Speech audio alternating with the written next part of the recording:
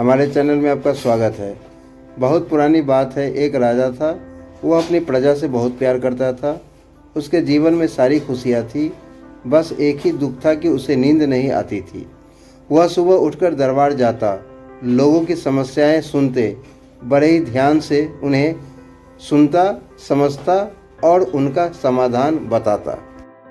उसके दरबार के दरवाजे सबके लिए खुले थे। गरीब हो या अमीर, छोटा हो या बड़ा, हर व्यक्ति उससे समस्या का समाधान मांगने किसी भी समय आ सकता था। इसलिए राजा यह सोचता था कि वह बहुत अच्छा है। हालांकि उसे अपनी अच्छाई का कोई घमंड नहीं था। मतलब वह दूसरों के साथ बुरा बर्ताव या उन्हें नीचा दिखाने जैसा बर्ताव कभी नहीं करता था। लेकिन अक्सर वह खींच जाया करता, क्योंकि पूरी रात सो न पाने के कारण अक्सर उसकी बुद्धि ठीक से काम नहीं करती थी। वह परेशान रहा करता था। एक बार उसके राज्य के पास वाले जंगल में एक साधु रहने आए। उन दिनों यह परंपरा थी कि राजा अपने पास वाले जंगल में रहने आए साधु से आशीर्वाद लेने और उन्हें अपने यहाँ आने का न्योता देने जाया करते थे। साधु ने कहा कि वह जंगल में ही रहना चाहते हैं। वह किसी राजा का न्योता स्वीकार नहीं करते। मगर हाँ, राजा को कुछ परेशान देखकर वे बोले, तुम अपनी समस्या मुझे बता सकते हो। राजा ने अपनी नींद ना आने की समस्या उन्हें बता दी। बस इतनी सी बात, ऐसा करो, मेरे पास तुम्हारी समस्या का समाधान है। तुम मेरी जो कुटिया है उसमें कल सुबह आना। राजा ने पूछा, कल सुबह क्यों? साधु ने कहा, मेरे पास एक ऐसी जड़ी बूटी है जिसे खाकर तुम्हारी नींद ना आने की समस्या खत्म हो सकती है। लेकिन एक समस्या है, वह जड़ी बूटी तभी असर करती है जब सुबह खाली पेट कोई इंसान खुद उस जड़ी बूटी को तोड़े और खरल में पीस ले और खाए।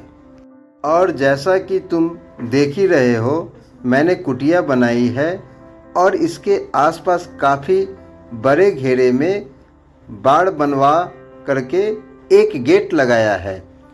उसके अंदर रथ का प्रवेश वर्जित है। उसके अंदर रथ लेकर नहीं आ सकते। यह मेरा नियम है। मैंने नियम बनाया हुआ है। ऐसा करो कि तुम कल सुबह आना। दूसरे दिन सुबह साधु के कहने के अनुसार राजा उनकी कुटिया के गेट पर पहुंच गया।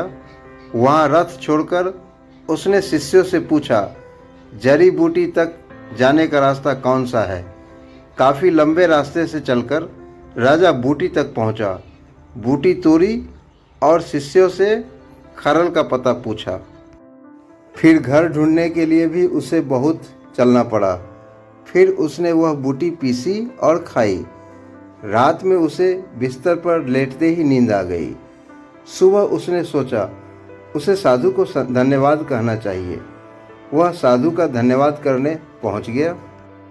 उसने यह भी पूछा, मुझे बताइए कि यह कौन सा बूटी है, ताकि मैं अपने वैद्य को बूटी का पता बता दूं, जिससे वह ऐसे सभी रोगियों को यह जड़ी बूटी दे सके जिन्हें नींद नहीं आती है।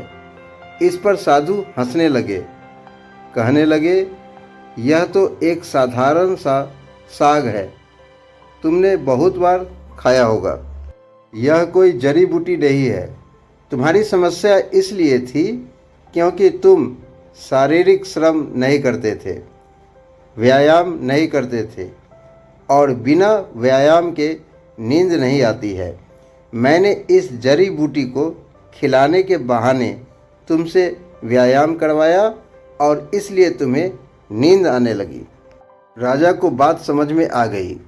साधु उसे समझाना चाहते थे कि अच्छा होना दुनिया के लिए सही हो सकता है, लेकिन अपनी सेहत का ध्यान रखने के लिए ऐसा भी करना पड़ता है जो शायद हमें लगे कि हम सिर्फ हमारे लिए कर रहे हैं, लेकिन वह भी ज़रूरी होता है।